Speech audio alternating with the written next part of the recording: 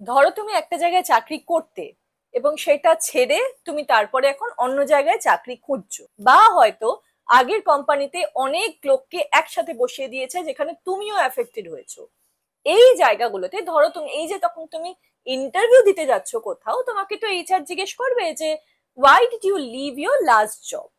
এই প্রশ্নটা তোমায় করবে যে তুমি আগের কোম্পানিতে চাকরিটা কেন ছেড়েছো। তোমাকে যখন এইচআর এই প্রশ্নটা জিজ্ঞেস করছে তখন কিন্তু তোমাকে গুছিয়ে বলতে হবে যে কেন তুমি আগের কোম্পানির চাকরিটা ছেড়েছো। এটা কিন্তু বুঝিয়ে বলাটা জরুরি।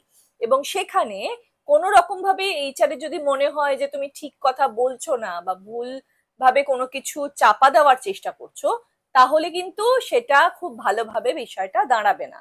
তাহলে কিন্তু তোমার চাকরি পাওয়ার দিকটা একটু সমস্যা হতে পারে। কারণ যে ক্যান্ডিডেটকে এইচআর বিশ্বাস করতে পারছে না, যার কথা বিশ্বাস করতে পারছে না, তাকে সে কি করে কাজের জন্য এগিয়ে দেবে, তাই না? তো এই বিষয়টা সবসময় পরিষ্কার রাখা জরুরি এবং সবকিছু পরিষ্কার করে বলাটাই ভালো। আর সবকিছু সুন্দরভাবে বলার একটা পদ্ধতিও আছে।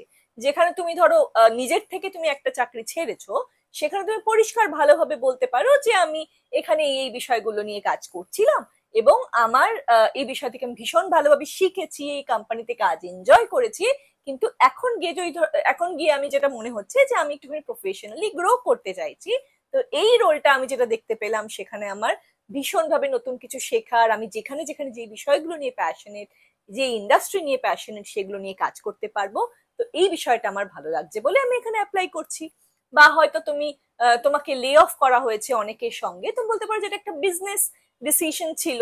একটা গোটা কোম্পানিতে এত শতাংশ লোকজন লে অফ হয়েছে এবং সেখানে আমিও একজন মানে সেখানে ইম্প্যাক্টেড হয়েছিলাম।